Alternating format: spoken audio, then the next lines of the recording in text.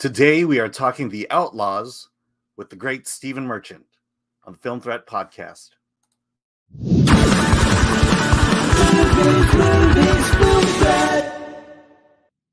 I'm Alan Ning. I'm the editor-in-chief of Film Threat, and today on the Film Threat podcast we have an amazing guest. He's the co-creator of The Office, starred in The Tooth Fairy. Hello, ladies. We got that one. Fighting with My Family. He wrote and directed that one.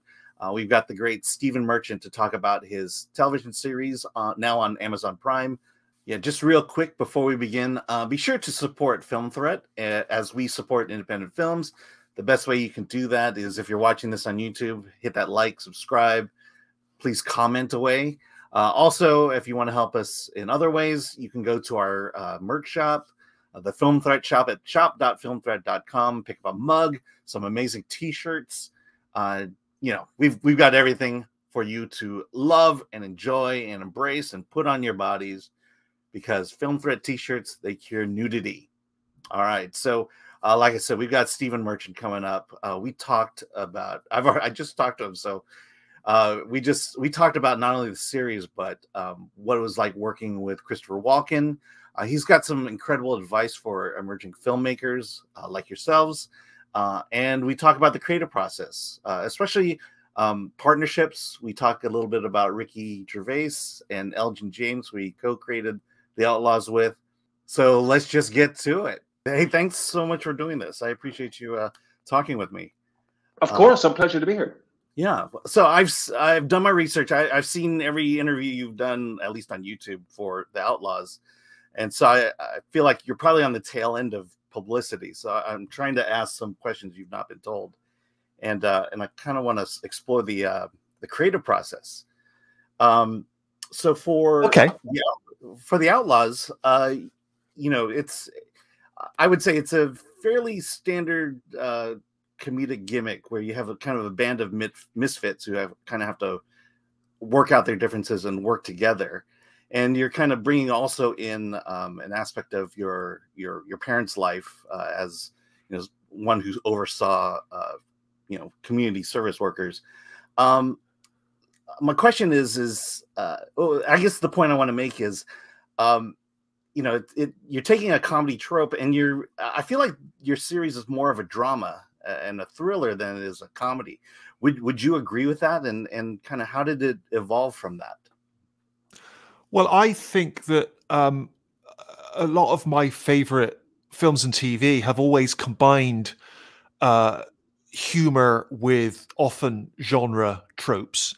So I think of things like Alfred Hitchcock movies, many of which are very suspenseful, obviously, but which have a lot of humor in them, whether it's North by Northwest or, you know, lots of the other ones. And that's also true of Billy Wilder films, you know, where he took genre and often, again, there was an injection of humor. In fact, a lot of film noir, I think, you know, Philip Marlowe, as played by Humphrey Bogart, or William Powell, lots of kind of humor, sort of sharp one-liners. And coming up more recently, things like Midnight Run in the 80s, and I think even sort of The Sopranos, for instance, had a lot of humor, dark humor in the show. So I've always liked that idea of sort of genre stuff that can inject itself with a bit of humor.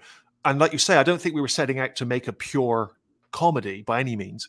We just wanted the show to sort of be what it needs to be at whatever point. So during the thrillery moments, hopefully it feels tense or suspenseful, and we're not trying to undercut it. It's not a satire, it's not a spoof. But equally, you know, in the sort of lighter moments, we can have some jokes and one-liners, even an occasional bit of physical comedy, and just hopefully try and pull those styles together. I mean, whether we succeed is up to you, but I think that was the ambition. Mm-hmm. And like you say, I think, you know, I mean, the very fact that the show is called The Outlaws, the music has a slightly kind of movie Western feel to it, is all, in a sense, I always like the idea of, as you mentioned, the kind of misfit group that pulled together. I was thinking of like the Magnificent Seven. We have 7 characters as well, who sort of, but they're not as glamorous as, you know, Steve McQueen on a horse. They're kind of provincial British people in a small town, and sort of trying to give their lives a grandeur and a sort of status that they don't really deserve as people. Yeah, so I guess from there, you know, you have kind of a seed of an idea, and I think there is, you know, if I were to guess, there is that comedy element that is ingrained in that seed. How did it evolve into what it is in the final product? Well, I was here in Los Angeles and I was asking my agents, I said, I'd love to introduce me to some other writers who come from a very different walk of life to me, have a different life story, just very different background. There's someone who's on the other side of the tracks, as it were, or certainly growing up.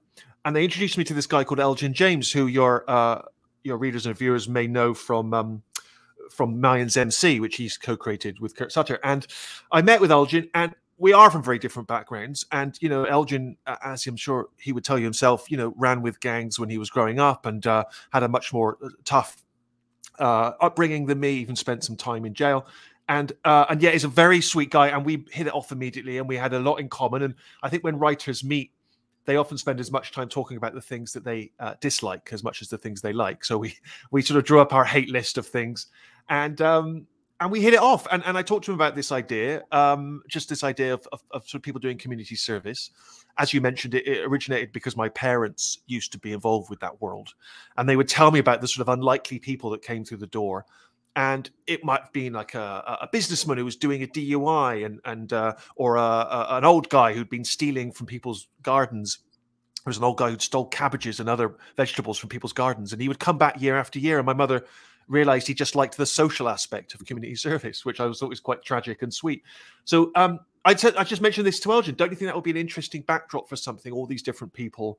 And he liked that idea, but it felt like it was a way into a crime story that wasn't about police or gangsters in the more obvious sense, and that we were sort of coming into a crime thriller through the back door, if you like. And anyway, we hit it off, and we developed it together. Yeah, was he more of a sounding board, or was he like pretty heavily involved in the development of the Outlaws?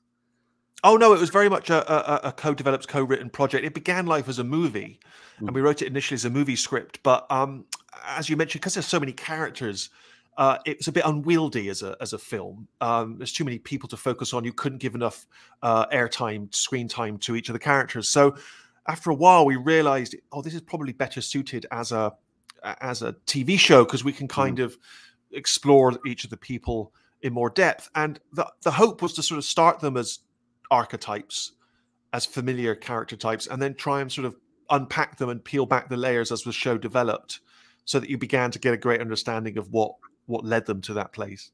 Okay, so our audience is mostly independent filmmakers and people who want to kind of get into the business and break into it. And so I'm going to ask you the only Ricky question here.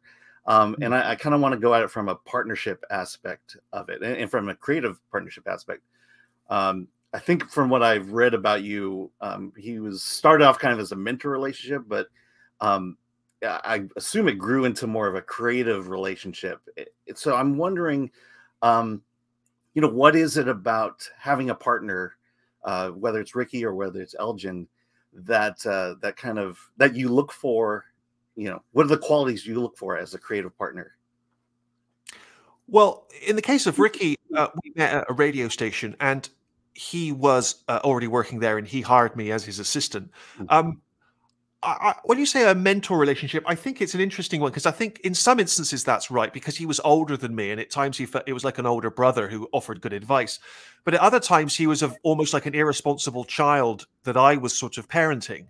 And so it became a kind of odd relationship where we would shift positions, in a sense, back and forth, depending on sort of what we were doing in any given moment. And but certainly, again, like with Elgin, we very quickly hit it off. I'd say similar sense of humor, similar likes and dislikes. A lot of the initial sort of partnering was just talking, discovering the things that you like, the common interests you have, the shared love of whatever it might be. And then it's just, I suppose any good creative partnership begins with that, begins with the seeds of a friendship, of a feeling of creative trust, of feeling that anything's on the table. There are no sort of limits. You shouldn't police yourself. I think you have to feel a trust with the other person. You have to feel like you can share stories from your life that could be embarrassing or intimate. Because I think if you try and put up walls or try and present yourself in a certain way, you're not You're never going to speak honestly about things, and so much of any good writing partnership is about sharing life stories, sharing anecdotes, honesty, and I find it very hard, or I should say, I find it much easier to partner with someone or a group of people when doing any kind of project. As you say, partly because it's a sounding board, but also it just feels like you make progress quicker. You know, as anyone who's ever sat down to write a script or a screenplay knows, you're staring at a blank page, and you, in a sense, have endless opportunities to go in any direction. And any moment where you reach a moment, you've got a myriad of choices, right, to go. You could take the characters in any direction, and it's very hard to pick your way through that. Whereas if you have a partner or partners, you just get to you just answer things so much quicker because you just talk them through, boom, boom, boom, boom, boom, and you feel like you cross off all the routes you don't want to take, and it directs you towards the one you do. And so for me, it's the most enjoyable way to work. You feel a little bit more secure because you feel like if you pitch an idea and the other person responds to it, or you pitch a joke and they laugh, it just gets you down the line quicker. Yeah, I have to imagine there's you know, the yes and to it as well. It's, you know, you've got these ideas flowing, and then the other person is adding to that now and just spurring on the momentum, so to speak. Absolutely. And that's not to say, of course, that you don't run into brick walls, and you don't. I mean, there are many hours spent with Ricky where we were just sort of staring at each other and not figuring out where to go next. But once someone says something and it sparks an idea, as you say, then it just starts flowing. And it's like you're saying about the yes and, the kind of improv feel. It's just the person is building on the other person's idea. And, you know, I mean, the most joyous example of that was when I went to the Office writer's room, the US version of the Office. And that writer's room was so creative, so many smart, funny people. And just seeing the kind of the nub of an idea ping around that room like a pinball and grow into something clever and smart and interesting. And that's really, really fun. And it's not that you can't do it on your own. It's just going to take longer. Yeah. And so why not make it easier for yourself? Yeah, absolutely. I would imagine I mean, I like to think that also in a relationship, there's that yin yang aspect of it where something great comes out of butting heads, so to speak.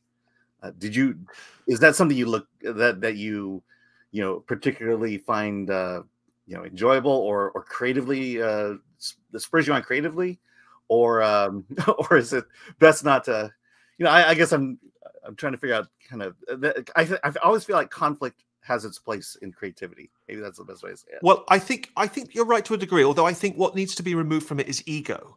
I think that ego is detrimental to creativity, because I don't think you're coming, if the decision you're making is because, if you don't want to back down because you're embarrassed or you feel like it means you've lost, or if you're on set and the reason you don't want to wear that particular costume is because, as an actor, is because it makes you look fat, then that's vanity and that's ego, and that's getting in the way of storytelling, and it's getting in the way of what's best for the project. And I think for me, the best idea for the project is what needs to always win.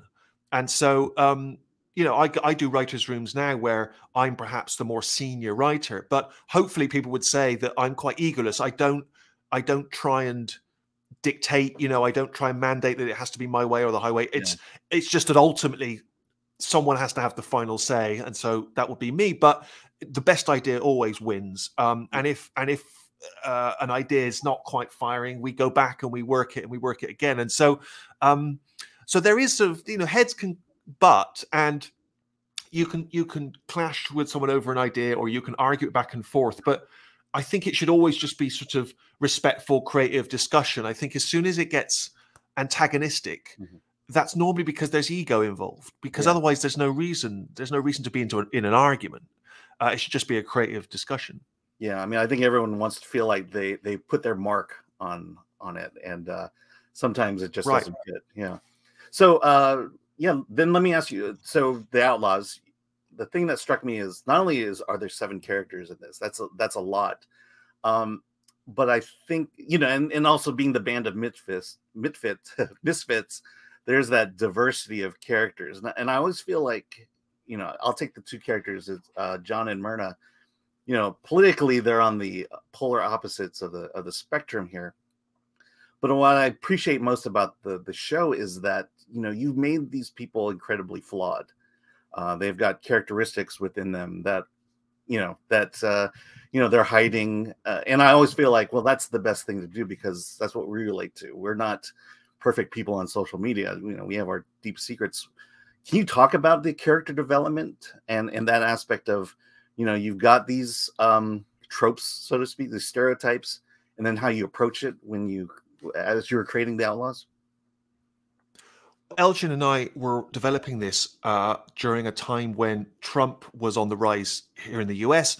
In the UK, Brexit was bubbling away, and people felt very socially and politically divided, it seemed to me. And it felt like through social media, through the media generally, people were becoming stereotypes, right? So there was the right winger and the left winger, there was the pro-Brexit, the anti-Brexit, and everyone was being homogenized into one group or the other.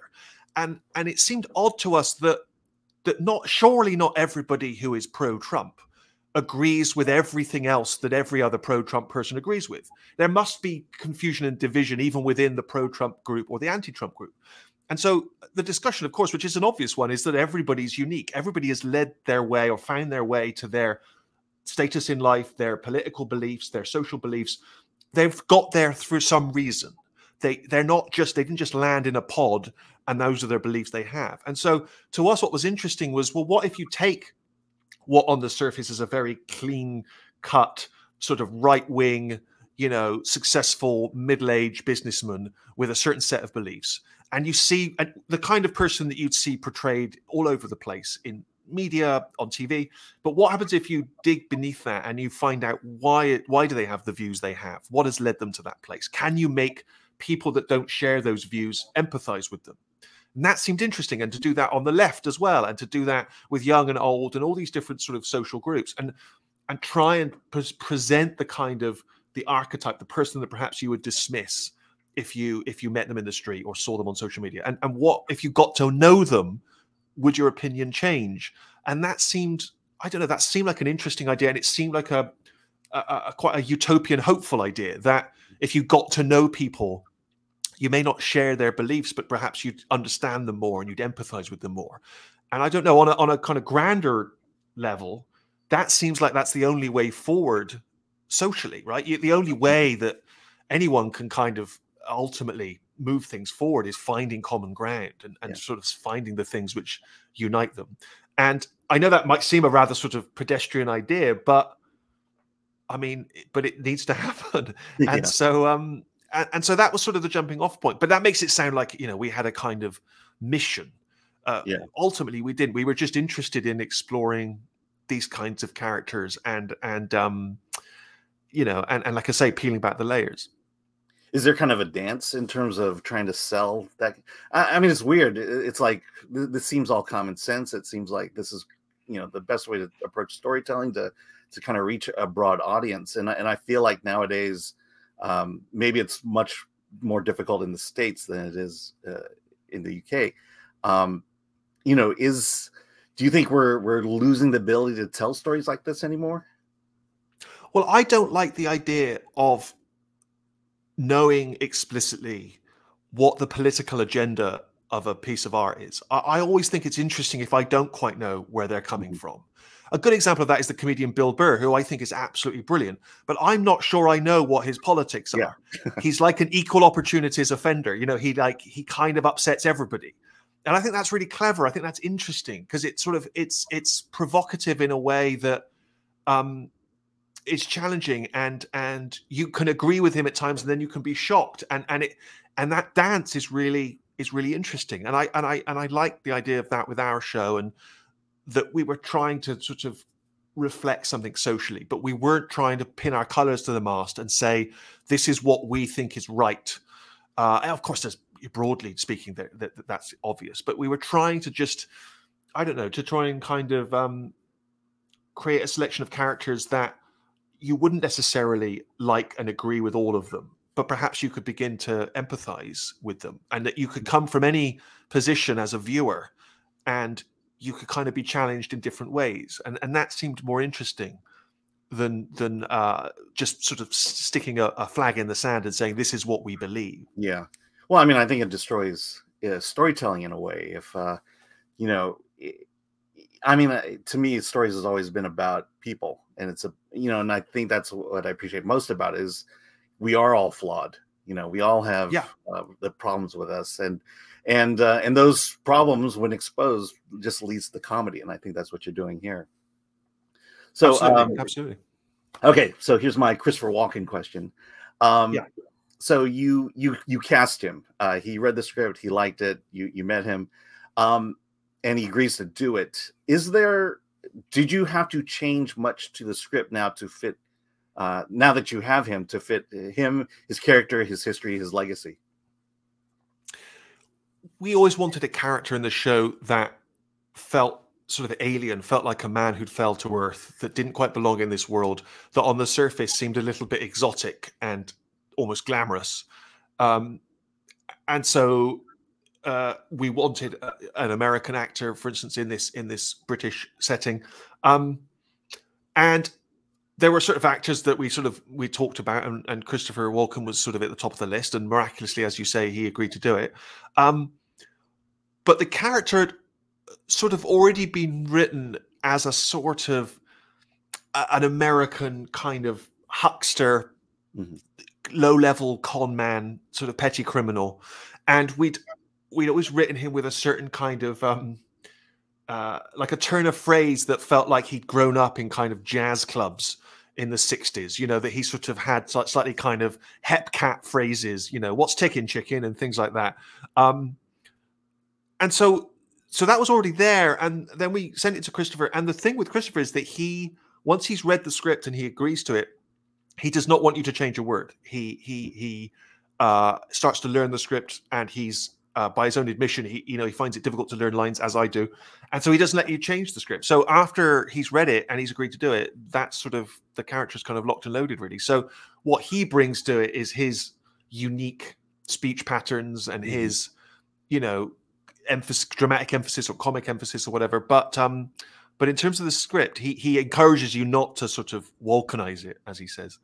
Yeah, no, you brought up something that I find interesting, but I think as creators here in the States looking at England and British actors, and when you say we wanted to bring this kind of American character, is it a lot about how the Brits think of Americans, or is the way you created it, or is it just a specific type?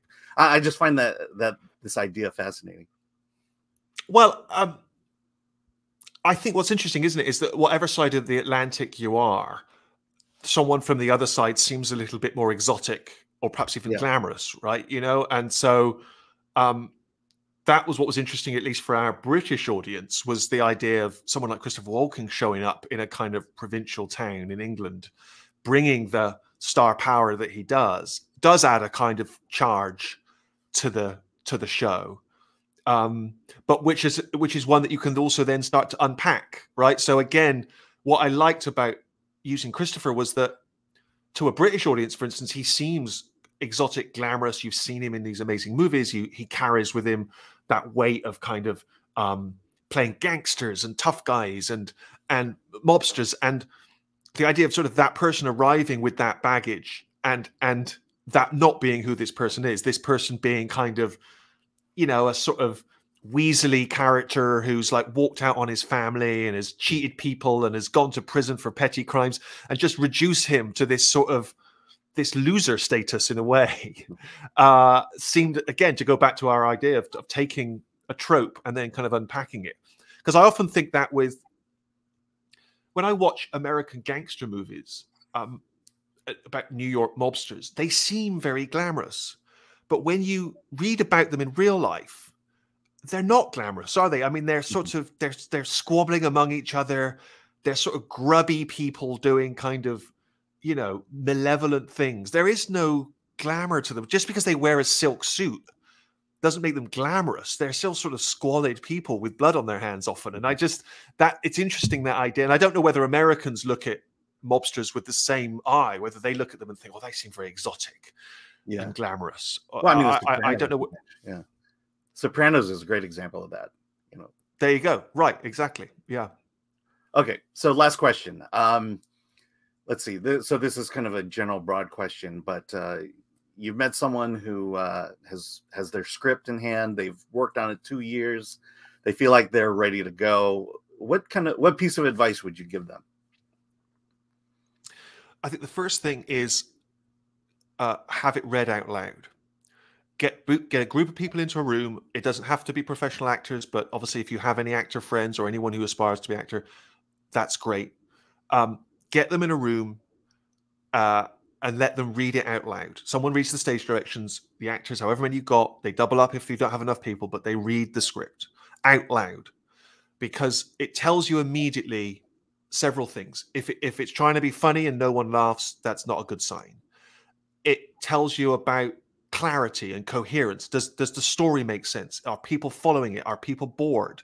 Again, if you can have a small audience, that obviously helps. You can feel it in the room when it's not quite landing. Even if there's only a handful of people, you know, it's the same with a test screening of something. You can feel when the audience is restless, or it's just like it's in the air. And you can learn so much from that. So it tells you about clarity. It tells you about pace. You know, are scenes running too long? Are they outstaying their welcome? Are they saying the same thing twice? Structurally, are the climaxes happening where you want them to? Are the sort of emotional beats falling in the right place? It just tells you so much. And there's a way of hearing it when it's out loud that is so much different than reading. It'll never be the same when you read it. There's something about when it's said out loud that has an impact and tells you a lot. So I think that is a great place to start. And then, of course, nowadays with the advent of, you know, iPhones with extraordinary cameras on them, editing software, you know, online, if there's any way that you can shoot any of it, whether it's a taster scene, depending on how much scale your project has, but if there's any of it which could be rendered on screen, brought to life, maybe a scene, maybe a fake trailer, maybe a couple of scenes, anything that can kind of animate it into life, I think helps, because I think producers, me included, are lazy. You know, it's a bit of a chore to read a 90-page script. I don't care how good your script is. I don't like reading scripts. I just find that I don't like the format. I wish it was written like a short story. I don't know why it has to be written the way it is. I find it very frustrating to read. I can't keep track of who everybody is. You know, is Jeff the Jeff we met at the beginning? I don't remember. So anything I think which can kind of, obviously the script's ultimately going to be the blueprint, but anything else that can kind of animate it and bring it to life. You know, I've seen great things where people have made fake trailers. I mean, in fact, I did one for the Outlaws early days, where I just cut together clips from all kinds of things. I cast the show with existing actors and pulled clips from things, and just to give a feel of sort of what I wanted the spirit of the thing to be, the music, the sort of energy of it, the log line, if you like, of the 7 characters meeting. Anything you can do, I think, and you can do so much of this on your computer, just to sort of to animate it, to bring it to life, to give your script personality, I think it is invaluable. I mean, there was a guy I remember years ago called David Earl who sent us, when I was working with Ricky initially, he sent a tape in to our agents. And our agent said, "Oh, you should take a look at this." And he had shot himself this little sort of 20-minute film of him as this eccentric character who was looking, I think, for the Loch Ness Monster. And he sort of shot himself. And it was so funny and so unique and so kind of quirky that we met with with David. And we've used him, both of us have used him throughout our careers, you know, in different capacities, in different projects. And again, if we had read the script of that, even if you'd read the original script of The Office, I think you'd have been like, and then Ricky Gervais looks at the camera and rolls his eyes, and that would be funny. Like, it's bringing it to life, as we did with it. We did a little sort of demo version of The Office early on. I just think that's a great way of just cutting through to an audience. Yeah, I mean, honestly, directly. I could, I see a lot of independent films, and I do see that whether they've, whether it's kind of like whether the creator holds on to his work too much and is almost afraid of hearing it out loud and worse yet, being able to take some criticism about it. You've got to do that. But that's the problem. This is why I said before. But as we said at the beginning, it's about ego. You've got to put your ego to one side. I always think now that the arrogance that Ricky and I had to write and direct and act in the original version of The Office is absurd. And the reason we had that arrogance was because we didn't know what the hell we were talking about. And it's only when you've done it a lot of times that you realize how much you didn't know when you started. And so for young aspiring filmmakers, you're the same as I was. You think you just think, I've seen enough YouTube, videos about directing. I've read the books. I've listened to the podcasts and the commentaries on DVDs. I know how to direct.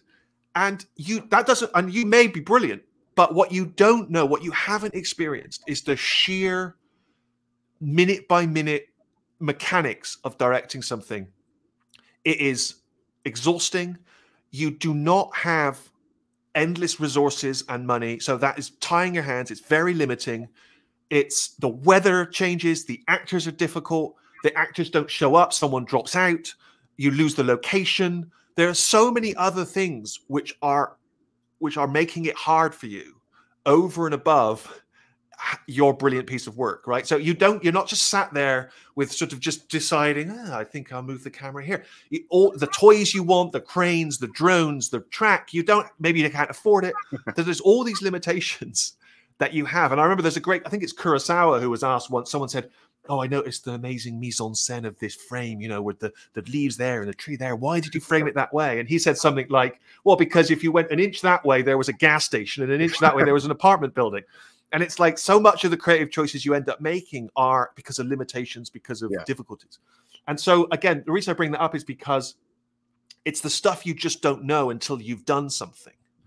And it's also why you need to be as primed beforehand, as armed with as much information ahead of time so that you are ready to go when all those problems are rising. And that's why you need that script watertight. You need to have heard it out loud. You need to know the scenes you don't need, the scenes you can cut out, the scenes you can afford to lose, the beats that are just things you're really keen on, but actually aren't essential to the story. All that stuff, all that forewarned information is going to make it easier for you when you get there. And that's the stuff you tend to learn when you've done it a few times. Absolutely. Well, I appreciate it. You've been very generous with your time, and I'm grateful for that. So The Outlaws season 1 is on Amazon Prime here in the States. I understand season 2 is already in the books as well. Already been shot. Season 2 was already filmed. A great example of what I was just saying. We got 10 days into filming the first season. COVID struck. We had to shut down. I was twiddling my thumbs. I said to Amazon, can I just write a second season while we're downing tools? And they were like, okay. So we came back and did 2 seasons back to back. And it goes to exactly what I was just saying. It was incredibly difficult. It was really, really hard to shoot under COVID, to do 2 seasons back to back. And all of the difficulties that I just explained were there tenfold. But because the scripts were tight, we'd read them out loud. We had readings. We had refined them. That was the thing we kept clinging on to, So yes, 2 seasons already in the can. Okay. And is there a season 3 promised, or are we too early for that? We've started talking about ideas for a season 3, okay. And I guess it will be about whether audiences enjoy it enough. They seem to have liked it enormously in the UK, so I hope US audiences will feel the same way. Yeah, hope so too. All right, well, thank you very much. I appreciate you being with me.